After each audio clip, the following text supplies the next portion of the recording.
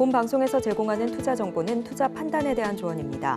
방송에서 제공하는 주식의 가치, 가격 상승 및 하락에 대해서는 방송사에서 보장하지 않습니다.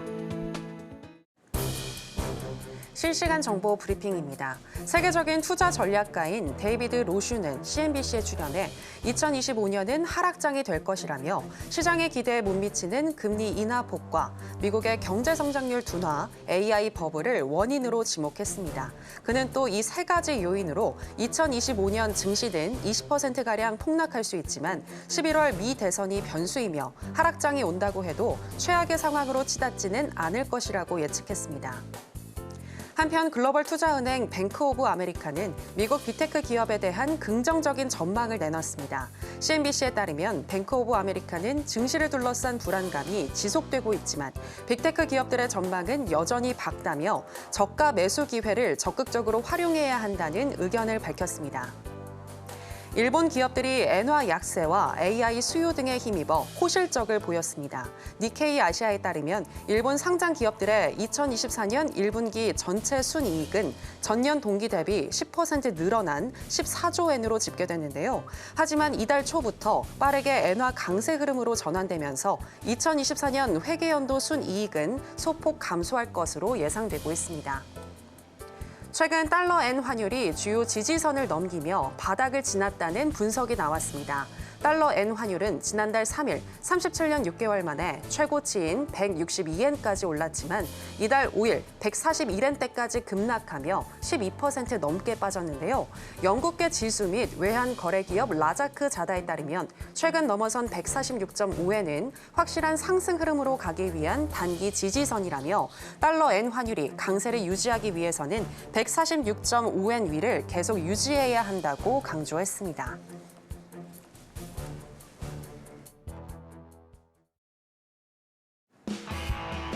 지금은 해선시대. 여러분 안녕하세요. 해외 선물 상황을 가장 빠르게 알려드리는 시간 해선시대 정유현입니다. 지난주 폭락을 딛고 어느 정도 안정세를 찾은 미 증시입니다. 그리고 이번 주에는 물가와 관련된 지표인 PPI와 CPI가 발표되는데요. 지난 6월에 CPI가 큰 폭으로 내려가면서 현재 시장은 물가보다는 고용이나 소매 판매 지표에 더 집중하는 모습입니다.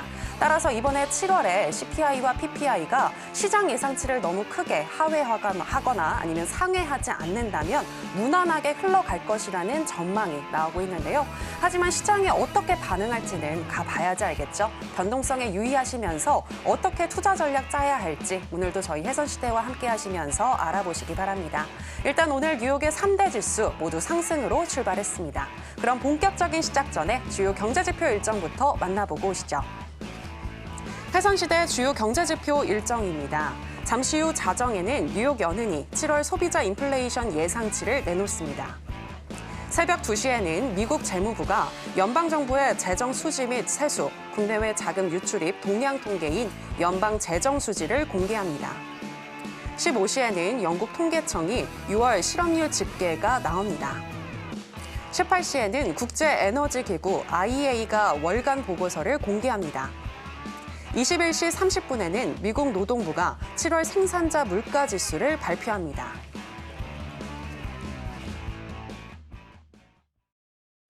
네, 주요 경제지표 일정 만나보고 오셨고요. 한 주의 시작인 월요일 어떤 마스터와 함께하는지 먼저 화면으로 보시겠습니다.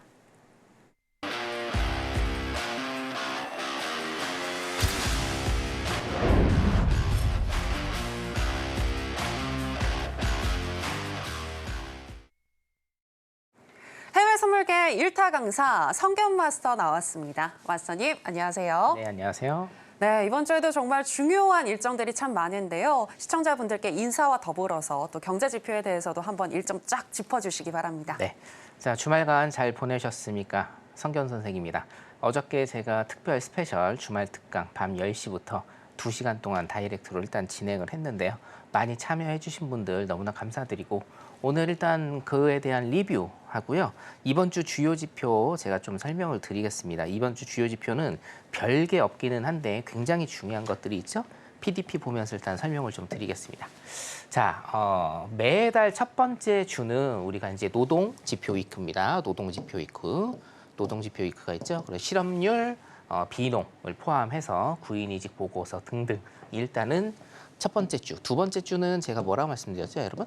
두 번째 주는 물가지표입니다. 물가지표. 물가지표가 가장 핵심이 되는 지표고요. 내일 제가 이제 화요일마다 제가 공개 방송을 하지 않습니까? 화요일 날 21시 30분에 생산자 물가 지수가 발표가 납니다. 생산자들이 생각하는 물가 지수 이것도 굉장히 좀 중요한데 하이라이트는 이제 수요일이죠. 수요일 날 21시 30분에 소비자 물가 지수 일단은 발표가 납니다. CPI죠. 우리가 이제 CPI라고 부르는 소비자 물가 지수인데 자, 이번에 소비자 물가 지수가 어떻게 될까요? 뭐 소비자 물가 지수가 오르면은 시장이 어떻게 변동을 할까요? 내리면 어떻게 변동을 할 거야라고 제가 질문을 일단 되게 많이 받는데요. 자, 소비자 물가 지수는 지금 일단 3.0%입니다. 그죠?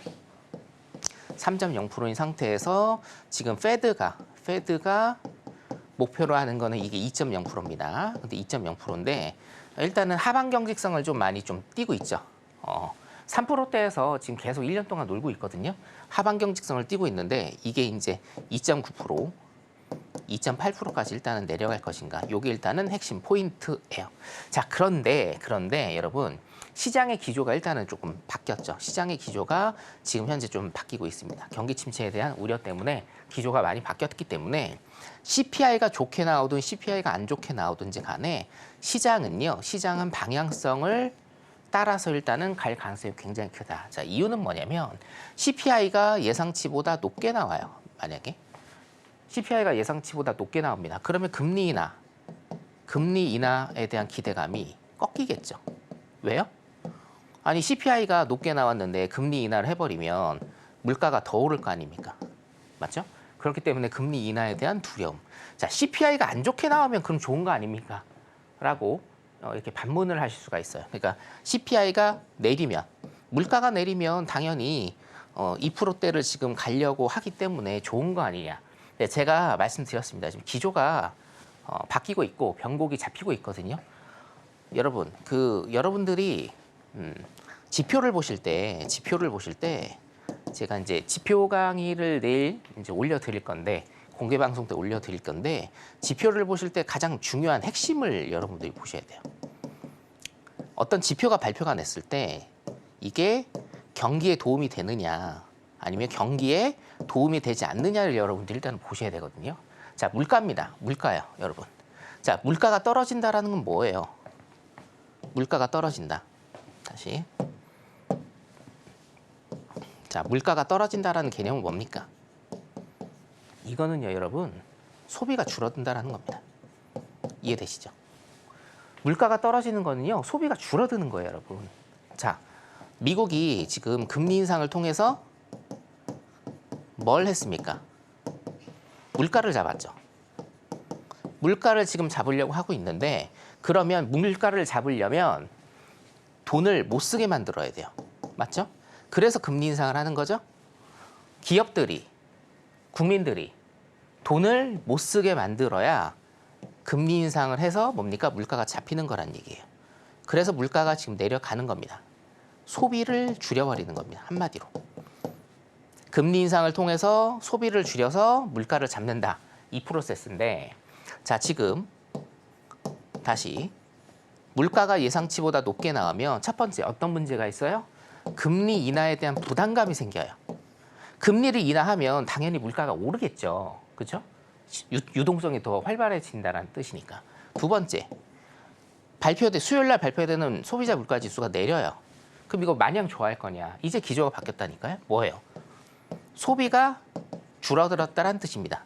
이해되시죠, 앵커님? 그죠? 네네. 예, 그러면 소비가 줄어들면 이게 뭡니까? 우리가 우려하는 침체. 그렇죠. 빙고. 경기 침체. 이게 경기 침체예요. 그러면 CPI가 만약에 낮게 나오잖아요. 예상치보다 낮게 나오잖아요. 마냥 좋아할 수 없다. 왜? 소비가 줄어든 거고 소비가 줄어들어서 지금 경기 침체로 간다라고 기사가 계속 나오고 있으니까 경기 침체에 가는 어떤 물줄기가 아니냐라는 뜻으로 해석이 될 겁니다. 자, 그래서 이런 게 있었죠. 우리가 이제 2년 전부터 금리 인상할 때 어떤 지표가 나오면 good is bad, bad is good이라고 했습니다. 좋은 지표는 나쁜 결과를 초래하고 나쁜 지표는 좋은 결과를 초래하는데 지금은요. 이게 어떻게 바뀌냐면 good is good, bad is bad로 바뀔 수가 있고 원론적으로 또 여러분들이 상기시켜야 될 거는 굿이든지 배드든지 지표가요. 이게 그냥 배드로 갈 수가 있습니다. 이 배드가 침체에 대한 시그널. 침체에 대한 시그널이라고 여러분이 생각하시면 될 것 같습니다. 그래서 소비자 물가 지수 여러분들이 어차피 제가 이제 방송상으로 방향성이나 이런 걸 잡아 드릴 건데 하여튼 유의 깊게 일단은 보시면 될 것 같고요. 자, 목요일 날 중급 산업 생산 지표 일단은 있고 목요일 날 21시 30분 뭐 신규 실업수당 청구 건수 중요한 거 있죠?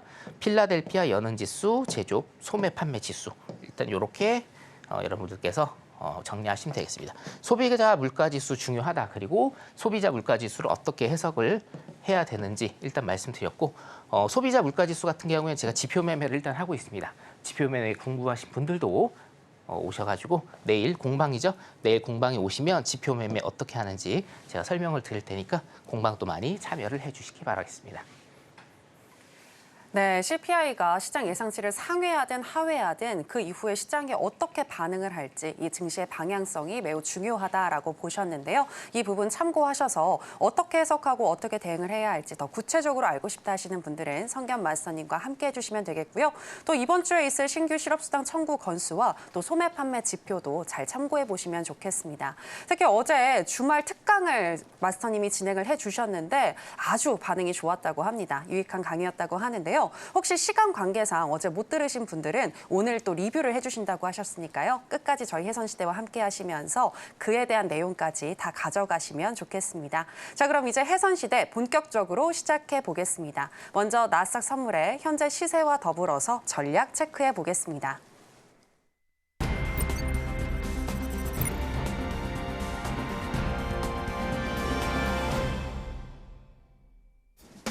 네, 나스닥 선물 차트 살펴보시겠습니다. 패닉 심리가 완화된 가운데 별다른 재료 없이 지난주 금요일에 상승 마감을 했는데요. 오늘 같은 경우는 약 보합권에서 움직이고 있습니다.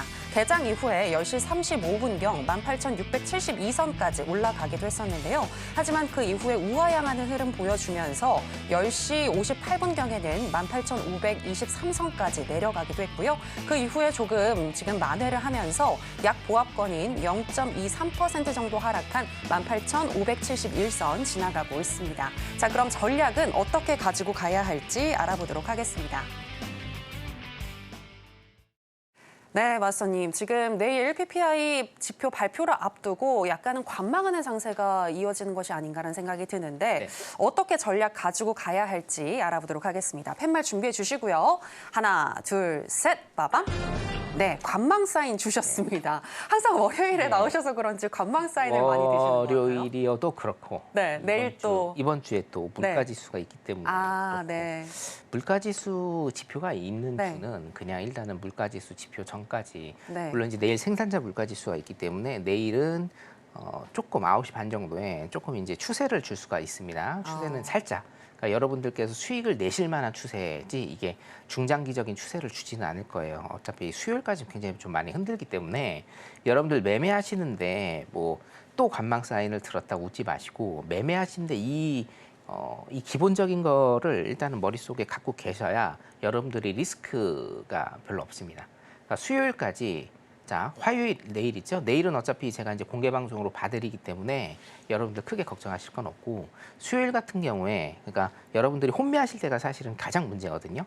혼매하실 때 수요일까지는 방향성이 안 잡혀서 굉장히 많이 흔들 가능성이 높다라는 생각을 가지고 계셔야 돼요. 그러면 내가 한두 번 들어가서 한 두세 번 정도 진입해서 뭐 손절이 날 수도 있고 손실이 날 수도 있습니다. 자, 그러면 내가 이런 큰 물질기를 가지고 있다라고 하면 여러분들이 거기에서 리스크 관리를 하시면서 그냥 그만두실 수가 있어요. 손실이 오늘 몇십만 원 났어요. 뭐 그럼 거기에서 그냥 끝내시면 되는 겁니다. 수요일까지 굉장히 많이 흔든다라는 생각을 가지고 계시면. 그런데 이런 거 저런 거 아무것도 모르시고 그냥 붙으시면 어떻게 됩니까? 뭐 마이너스 20만 원이 마이너스 200만 원, 2천만 원 이렇게 돼버리는 거거든요. 그래서 일단은 큰 물줄기가 지금 소비자 물가지수 발표되기 전까지, 그러니까 소비자 물가지수가 발표되고 제가 좀 전에 이제 지표 기본적 분석을 해드렸잖아요. 사실은 해외 선물을 지금 하시는 분들은 소비자 물가 지수가 높게 나오든 낮게 나오든 시장에 대응만 하시면 돼요. 매수 쪽으로 흘러가면 매수 쪽으로 타시면 되고요. 매도 쪽으로 흘러가면 매도 쪽으로 타시면 되는 겁니다. 너무 고민하실 필요는 없고, 단 지금 같은 경우에는 월, 화, 수 21시 30분까지는 좀 많이 흔든다라는 생각을 가지고 여러분들이 일단은 대응을 하시면 좋겠다라는 거예요. 분봉상으로 일단 봐도요. 지금 매도 쪽으로 추세가 일단 한번 크게 나왔습니다. 그렇죠? 매도 쪽으로 추세가 한번 크게 나온 다음에 지금 V자 반등 일단 그리고 있어요. 이 일봉상으로 보면 이게 매수인지 매도인지 굉장히 좀 애매한 상황이긴 합니다. 지금 5일선과 21선이 꺾이면서 매도 쪽으로 계속해서 지금 여기입니다. 한 요 정도 제가 찝어드릴게요. 2250포인트 정도, 그죠? 2250포인트에서 지금 굉장히 많이 내려왔었거든요. 한 3,000포인트 정도, 3,000포인트 정도 내려와서 지금 반등을 일단은 주고 있는 거기 때문에 이 사이에서 가격이 형성되면서 가격들이 놓을 가능성이 많다. 자, 그래서 일단은 자, 지금 일봉상 캔들을 일단은 볼게요. 일봉상 캔들을 보시면 이 캔들이 굉장히 작아질 겁니다. 지금 월요일이죠? 화요일입니다. 최소한 월요일의 캔들 그리고 화요일의 캔들은 이거하고 똑같이 굉장히 작아질 가능성이 높다. 우리가 매매를 할 때도 이 일봉들이 이렇게 작으면 이렇게 도지봉도 있고 이렇게 작지 않습니까? 이렇게 작으면 매매를 못 해요. 왜냐? 진폭이 안 나오기 때문에 굉장히 많이 흔들린다는 거예요. 매매 못 합니다. 매매를 하려 치면 이런 음봉 있죠. 이런 음봉 그리고 장대 양봉, 장대 음봉 이런 데에서 매수를 들어가고 매도를 들어가야 예를 들어서 눌림 컷을 당해도 눌림 손절을 당해도 추세 매매로 길게 수익을 뻗을 수가 있는 겁니다. 뭐 이런 것도 마찬가지. 근데 이렇게 캔들이 작아버리면 이 일본 캔들이 뭡니까? 그 당일 고가와 당일 저가잖아요. 당일 고가와 당일 저가가 이렇게 좁아버리면 여러분들 매매를 하실 수가 없어요. 월요일하고 화요일은 이 캔들이 굉장히 작아질 가능성이 많다. 따라서 여러분들 굉장히 조심해서 한두 번 정도, 두세 번 정도 붙으신 다음에 손절 나가고 그렇게 되면 일단 매매 스탑하시고 화요일 공방 그리고 수요일 지표 매매하는 거 지켜보신 다음에 수익 내시는 걸 일단은 그렇게 권해드리도록 하겠습니다. 지금은 시장이 눈치를 보고 있다. 어떤 눈치예요? 이게 나스닥은요, 보세요. 지금 1년 반 동안 올랐어요. 매수의 힘이 굉장히 강한 얘기예요. 근데 이게 한꺼번에 역V자로, 그죠? 역V자 이렇게 한꺼번에 딱 내려오지 않아요, 여러분. 여기에서 충분히 조정 주면서 고점 낮추고 저가 낮추는 이런 패턴으로 가면서 밑으로 빠질 가능성이 높아요. 그러면 매도만 탄다고 해서 여러분들이 무조건 수익 나는 거 아니죠. 왜요? 반등 시에 또 손절 컷이 나가기 때문에 시장에 적절히 일단은 대응을 하셔야 되고 지금은 단 뭡니까? 추세적으로 매수의 힘이 굉장히 강했기 때문에 밑으로 빠져도 항상 반등을 준다라는 생각을 가지고 매매에 임하시는 게 좋을 것 같습니다. 나스닥 여기까지 보도록 하겠습니다. 네, 일단 나스닥 선물 같은 경우에는 오늘 관망 사인을 주셨고요. 소비자 물가지표 발표 전까지는 다소 이렇게 관망하면서 또 흔들리는 장세가 이어질 수 있겠다라고 보셨습니다. 소비자 물가지표 발표가 있는 주에는 웬만하면 발표 전까지는 관망하시는 게 좋겠다. 그리고 또 캔들이 어느 정도 크게 나왔을 때 진입 시점을 잡아보는 게 좋겠다라는 매매 시점에 대한 그런 팁까지 또 전해주셨습니다. 이렇게 매일 또 전략과 함께 매매에 대한 팁도 여러분들 가져가실 수 있으시니까요. 더 궁금하신 분들은 성견 마스터님과 함께 또 온라인 무료 공개 방송 진행해 주시면 되겠습니다. 자, 그럼 이제 계속해서 항생과 관련해서도 또 전략 한번 들어볼까 하는데요. 네, 항생 굉장히 잘 하시는 분야이시잖아요, 마스터님. 네, 항생 관련해서 오늘은 어떻게 보시나요? 항생 같은 경우에는 오늘 사실은 오전에 이제 마이너스가 조금 났습니다. 마이너스 조금 났는데 네. 저번 달 같은 경우에는 지금 굉장히 큰 수익 났었고요. 이번 달 같은 경우에도 지금 마이너스 난 날이 딱 2회밖에 안 되니까 굉장히 좀 안정적으로 제가 항생하고 있고 항생 매매 궁금하신 분들은 지금 이제 바로 들어오셔야 됩니다. 내일 오전에 바로 10시 10분에 항생 매매 시작하도록 하겠습니다. 자, 항생 같은 경우에는 일봉상으로 보면 매도죠. 예. 매도입니다. 제가 항상 월봉이나 주봉이나 일봉 볼 때 매도 사인 일단은 좀 드리고 있고 매도가 조금 유리한 그런 상황이다라고 보시면 됩니다. 자, 항생 같은 경우에도 내일 전략을 제가 조금 어떻게 짤 거냐면 내일 시초가가 일단은 중요할 것 같아요. 지금 보면 21선을 지금 막고 21선을 막고 일단은 눌림 주면서 5일선과 21선 가운데 지금 가격이 형성돼 있어요.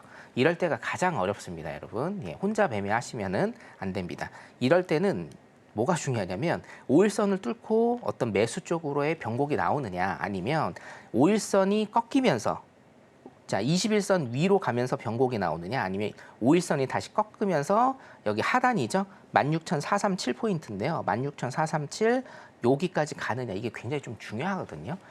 이런 시점에서는 여러분들이 혼매를 하시다 보면 조금 많이 어려움을 겪으실 거예요. 이게 요건 있어요, 여러분. 자, 여기서 보시면 5일선이 지금 위로 치솟았죠. 이게 다시 5일선이 밑으로 가려면 매도 쪽으로 굉장히 큰 힘이 필요합니다. 그렇겠죠?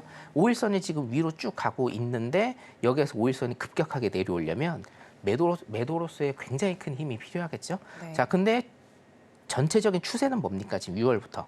전체적인 추세는 여기 지금 5월 말이죠. 5월 말부터 전체적인 추세는 지금 매도 추세란 얘기예요. 매도 추세에서 지금 올라가려고 하다 보니까 매도 추세에서 매수 쪽으로 올라가려고 하다 보니까 얘가 힘에 붙이는 겁니다. 그러면 조정과 횡보와 조정 박스를 주면서 올라가도 올라갈 겁니다. 그래서 내일 시초가가 굉장히 중요한 이유는 뭐냐면 오늘 이제 야간봉입니다. 이게 야간 일봉이거든요. 야간 일봉이 끝나고 내일 오전 10시 15분에 그 오전 일봉, 예, 오전 일봉이 뜰 건데 21선 위에서 형성되느냐 아니면 5일선 밑에서 형성되느냐 굉장히 좀 중요한 순간이다. 그래서 여기에 맞춰서 내일도 방향성을 일단은 탐구를 하시는 게 맞고요. 내일 공개방송 10시 10분에 이 방향성에 관해서도 제가 다시 한번 체크를 해드리면서 매매를 한번 해보도록 하겠습니다. 네, 항생 같은 경우는 현재 변곡이 올 수 있는 자리라고 보셨습니다. 내일 오전에 일봉이 어떻게 또 만들어지는지, 어디에서 형성이 되는지가 굉장히 중요할 것 같은데요. 내일 무료 공개 방송 함께 하시면서 전략과 더불어서 어떻게 대응할지 다 받아가시면 좋을 것 같습니다. 하단에 나가고 있는 내용 참고해 주시기 바라겠고요. 자, 그럼 계속해서 크루드 오일 현재 시세와 더불어서 역시나 전략 체크해 보겠습니다. 네, 크루드 오일 선물 차트 살펴보시겠습니다. 미국의 경기 침체 우려가 줄면서 원유 수요가 늘어날 것이라는 전망에 나흘 연속 상승하고 있는데요. 네, 오늘도 1% 넘는 상승세를 보여주고 있습니다. 오늘 개장 이후에 가파르게 상승을 하면서 10시 34분경에는 78.20달러 선까지 터치를 했고요. 그 이후에는 음봉과 양봉이 번갈아서 나오면서 현재 시점에서는 다소 박스권에 갇힌 장세의 그림이 나오고 있는데요. 현재는 1.44% 정도 상승한 77.95달러 선 지나가고 있습니다. 자, 그럼 바로 전략 알아보도록 하겠습니다. 네, 나흘 연속 상승하는 오일인데요. 오늘 전략 어떻게 가지고 가야 할지 알아보도록 하겠습니다. 팻말 준비해 주시고요. 하나, 둘, 셋, 빠밤. 네, 매수 사인 주셨습니다. 네, 더 올라갈 수 있다고 보시는 건가요? 네, 놀라시네요. 매수 사인들이. 네. 쓰리건망은 일단 오늘 안 나왔고요. 네. 자, 이 차트가 아까 항생에서 제가 말씀드린 차트랑 똑같은데, 자, 보세요.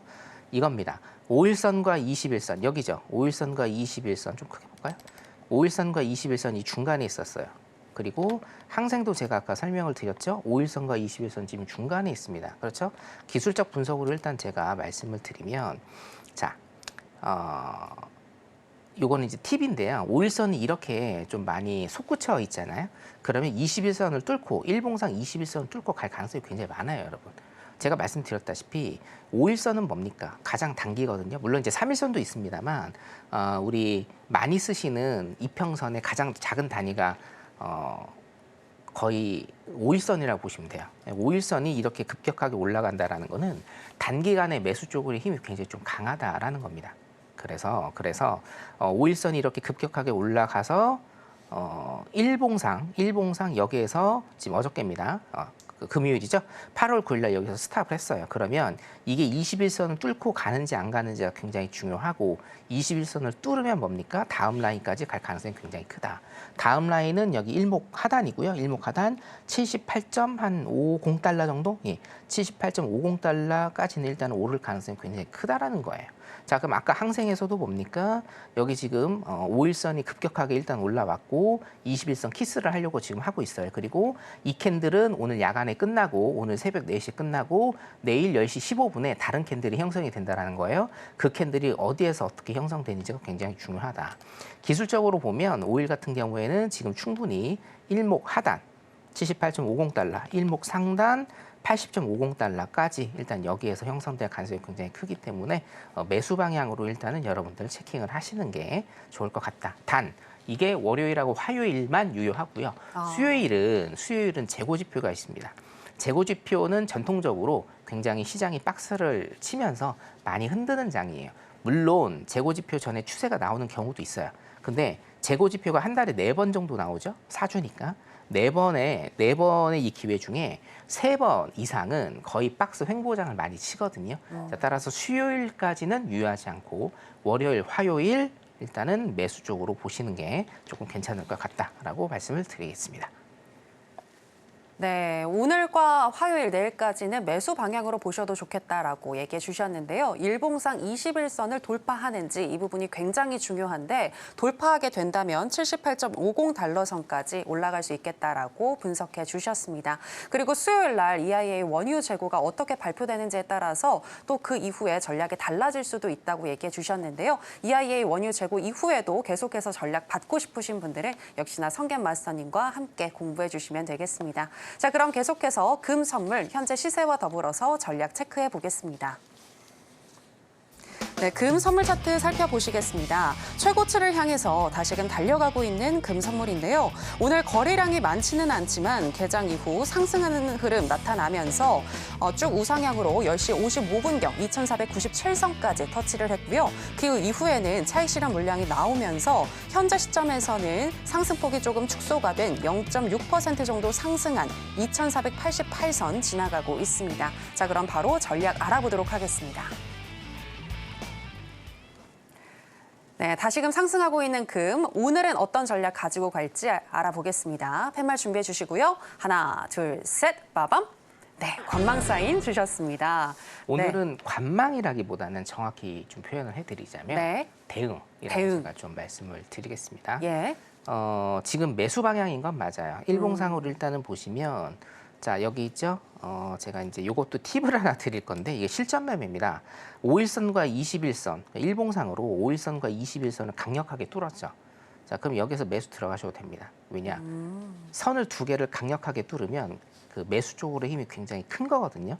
그래서 전형적으로 제 방송 이제 많이 보신 분들은 아실 건데 5일선과 21선을 강력하게 뚫으면 매수 들어가셔야 돼요. 그리고 지금 여기 보면 21선 완만하게 올라가면서 5일선이 파동을 그리면서 이제 가고 있죠. 매수존입니다. 매수존이기 때문에 매수가 일단은 조금 유리한데 여기에서 계속 패턴이 눌림 주고 오르고 눌림 주고 오르고 눌림 주고 오를 가능성이 굉장히 많아요.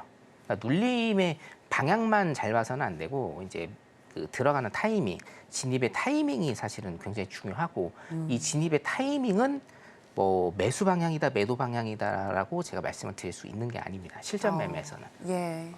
대응이죠. 네. 딱 이 시간에 이런 강력한 혹은 이런 거래량이 터지는 이런 캔들이 나왔을 때 딱딱 그 타점을 잡아서 들어가는 그 스킬이 굉장히 중요하거든요. 자, 그래서 골드 같은 경우에는 제가 매일 일단은 방송을 하기 때문에 내일 공개 방송에서도 말씀을 드릴 거고 방향성은 일단은 매수가 유리하나 패턴상으로는 지금 뭡니까? 눌림 주고 올리고 눌림 주고 올리고 눌림 주고 올리고 눌림 주고 이것도 뭐예요? 올리고 눌림 줄 겁니다 분명히. 자, 그러면 어디에서 방향을 잡는지는 대응의 영역이기 때문에 일단 요거는 거두절미하고 백문이불여일견이거든요. 제가 일단 내일 매매를 하면서 공개 방송 시간에 보여드리는 걸로 그렇게 하겠습니다.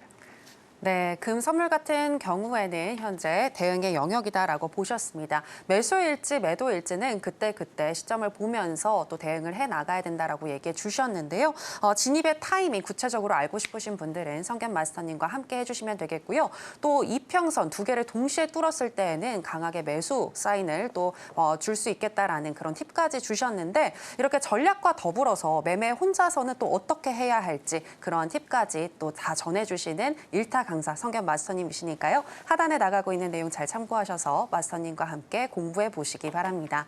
자, 그리고 이제 어제 있었던 그 주말 특별 강연에서 어떤 이야기를 했는지 엑기스만 뽑아서 또 리뷰를 해주신다고 하셨는데요. 그 리뷰 너무나도 기대가 됩니다, 마스터님. 네. 어떻게 좀 해주실 건가요? 네, 자, 일단 보죠. 예, 일단 보겠습니다.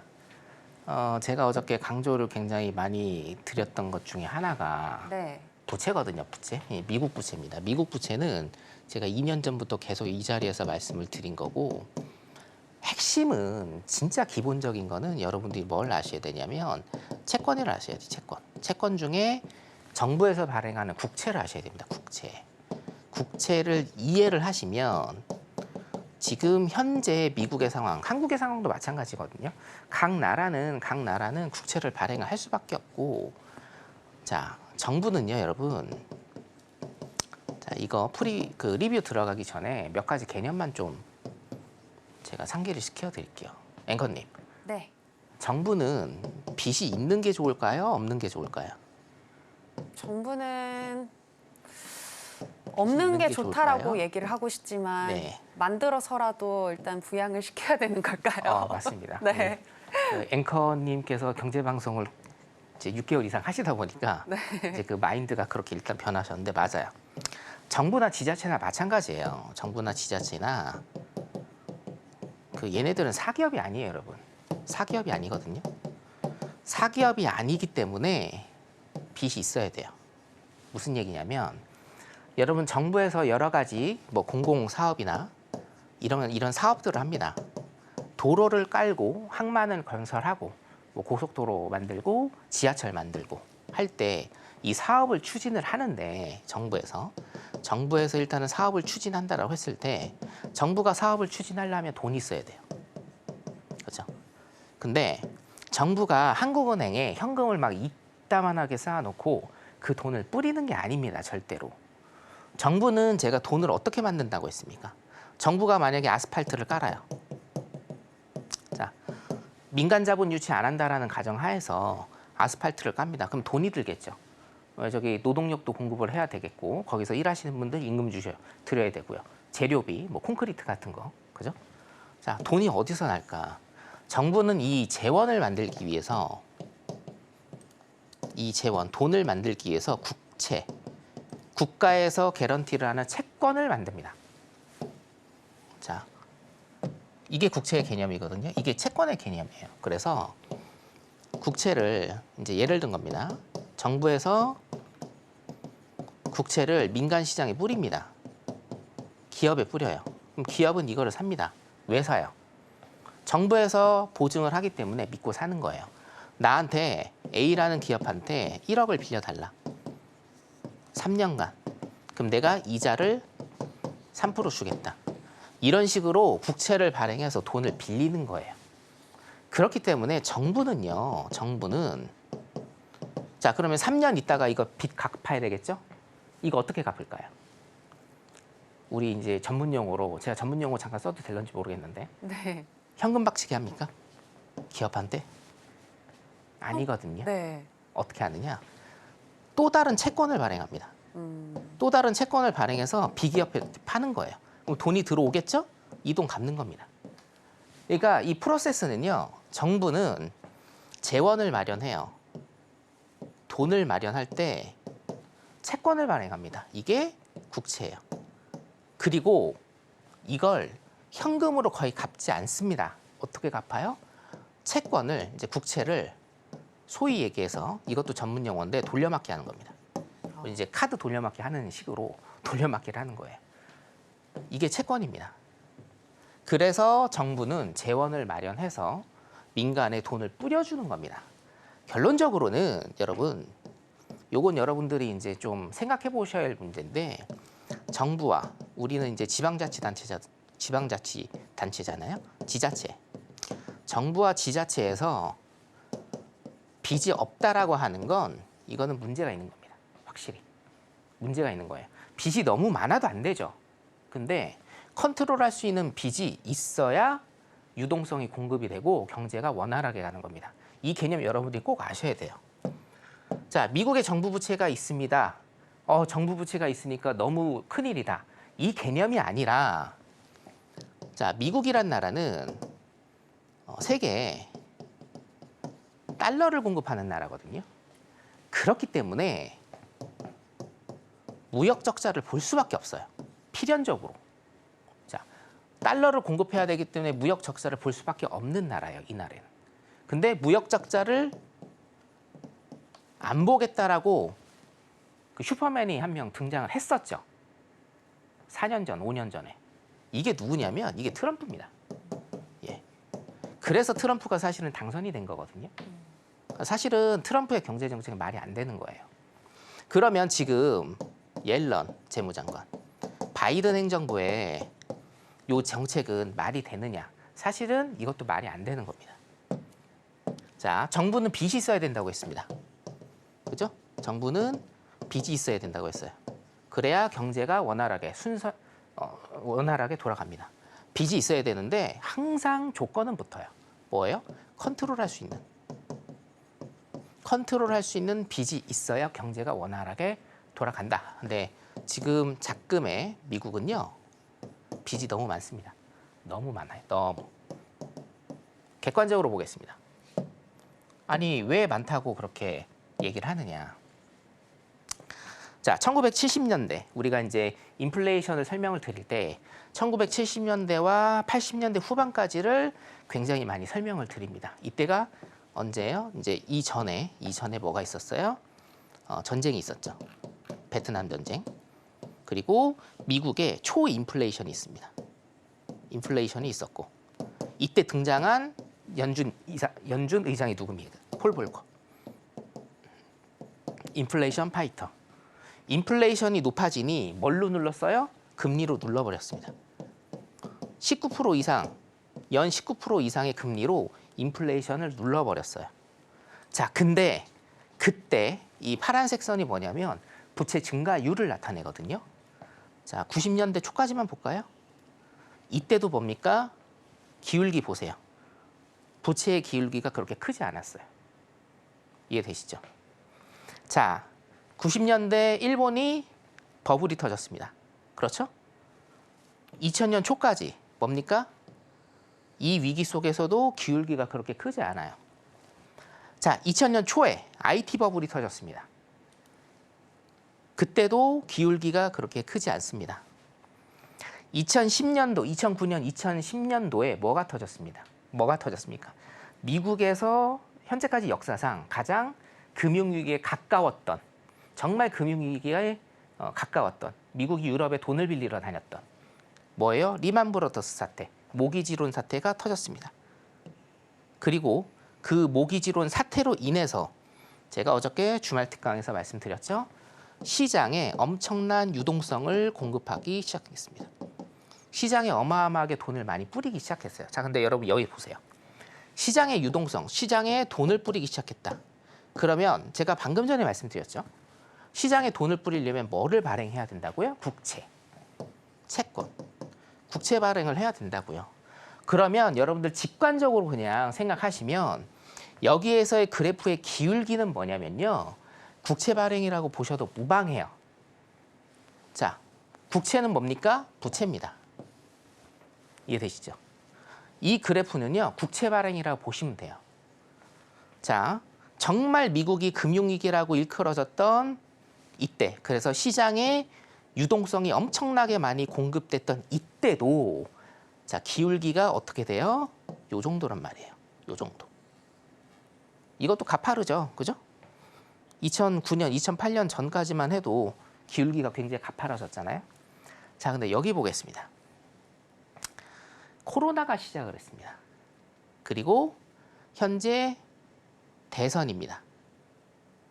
자, 이 기울기 보실까요? 자, 직관적으로 일단 여러분들 보실 수가 있겠죠. 자, 미국의 금융위기, 그리고 코로나, 그리고 대선, 이때. 자, 기울기 보이십니까? 짧은 순간에 미국 부채는 엄청나게 많이 증가가 됐습니다. 제가 여러분들 2년 전부터 미국 부채에 관해서 굉장히 좀 많이 말씀을 드렸고, 미국 부채 때문에 나라가 흔들리지는 않을 것이다. 단 어떤 문제가 생기면 그 트리거가 되는 건 미국 부채일 가능성이 굉장히 많다. 그리고 미국 부채는 뭐예요? 이꼴 뭐라고 제가 설명드렸어요? 채권이다. 국채다. 가장 안전하다고, 가장 이 세계에서 가장 안전한 자산인 안전자산인 미국의 뭡니까? 국채. 미국 국채로 인해서 뭡니까? 새로운 금융위기, 그러니까 경기 침체를 넘어선 금융위기, 경제위기가 올 수 있다라고 말씀드린 부분이 바로 이 부분이에요. 자, 그러면 이거를 어떻게 해결해야 되느냐? 이거 지금 해결 못해요, 여러분. 해결 못합니다. 자, 해결을 할 수 있는 방법이 있었어요. 이 기울기가 이렇게 낮을 때는 해결할 수 있는 방법이 있었거든요. 뭐냐면 이 해결 방법이 바로 인플레이션이에요.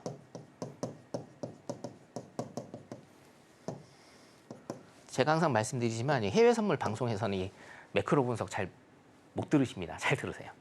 왜 인플레이션이냐면 인플레이션이 뭡니까? 돈의 가치가 돈이 너무 많아져서 돈의 공급이 많아져서 돈의 가치가 떨어지는 거거든요. 예를 들면 이런 거예요. 자, 1950년대, 60년대 나한테 빚이 있었어요.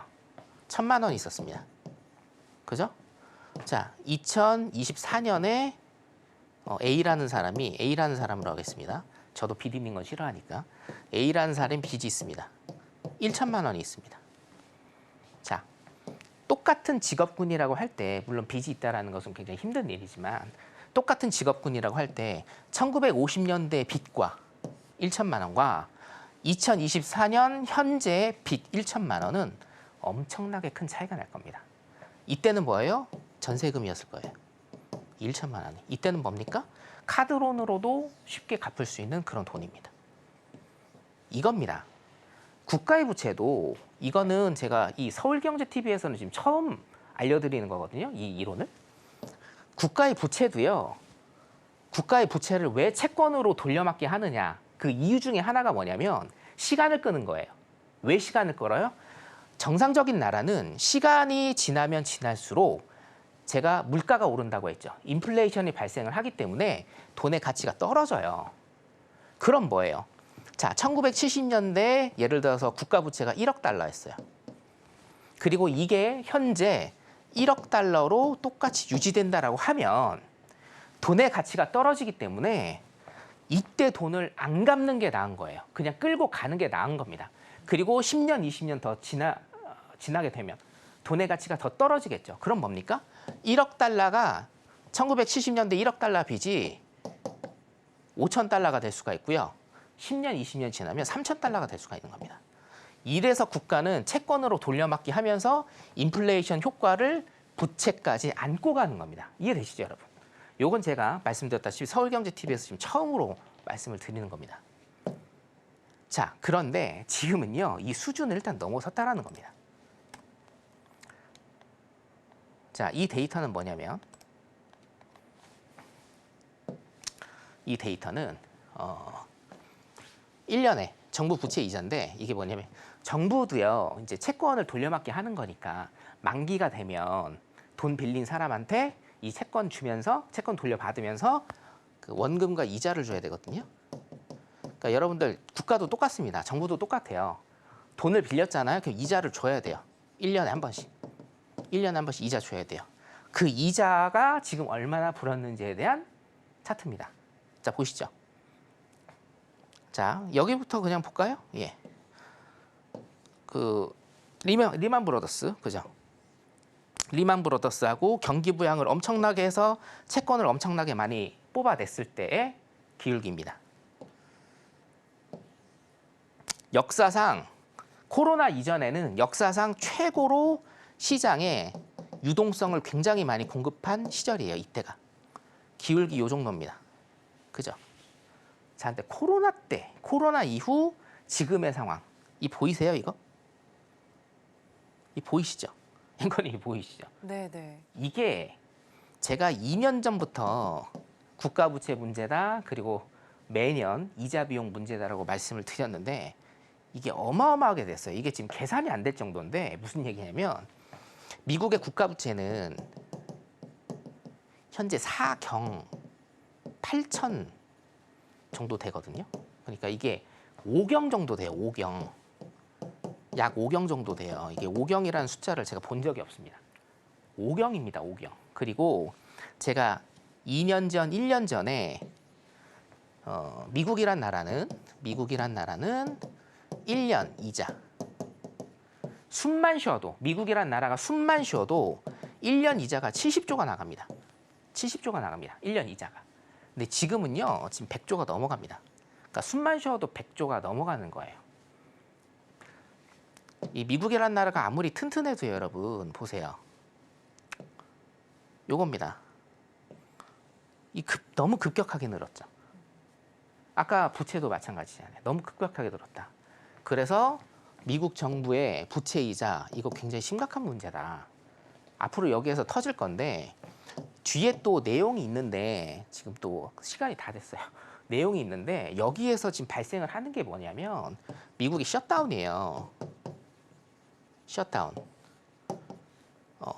부채 한도 협의 여러분들 들어보셨죠? 부채 한도 협의. 부채 한도 협의 안 들어보신 분들은 1번 눌러주시기 바랍니다.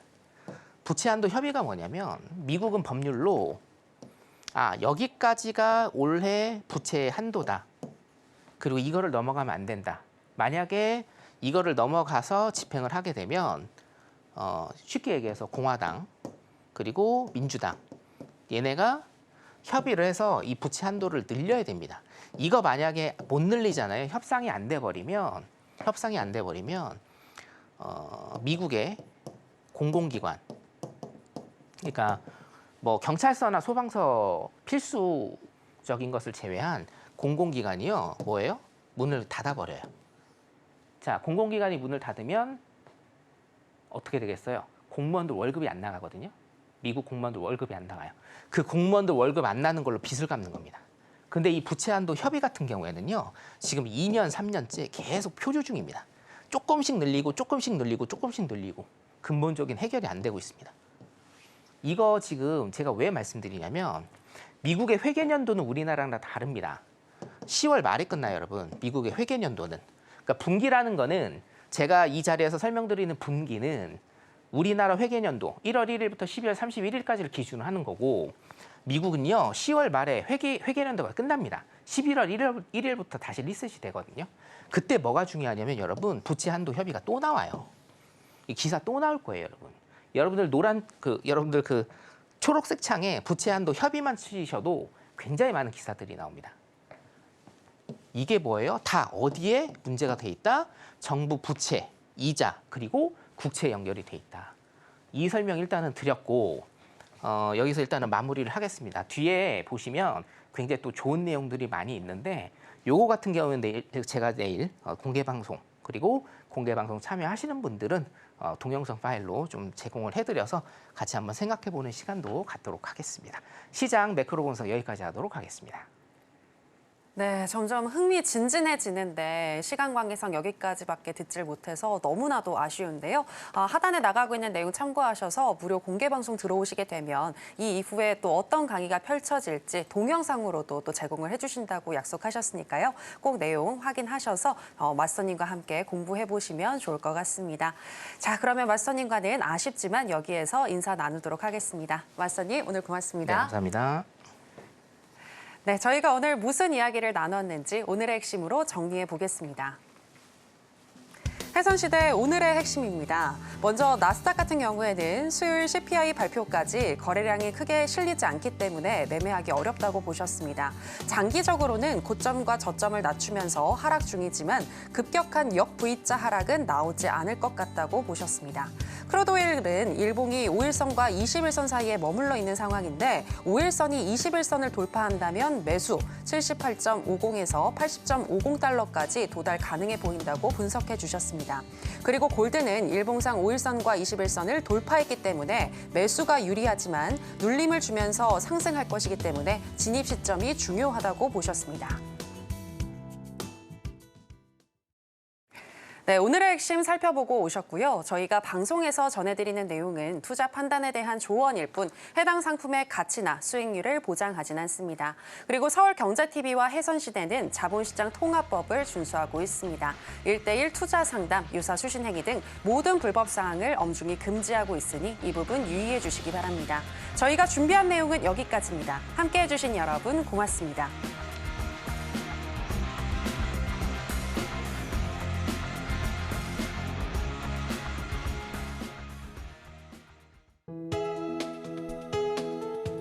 본 방송에서 제공하는 투자 정보는 투자 판단에 대한 조언입니다. 방송에서 제공하는 주식의 가치, 가격 상승 및 하락에 대해서는 방송사에서 보장하지 않습니다.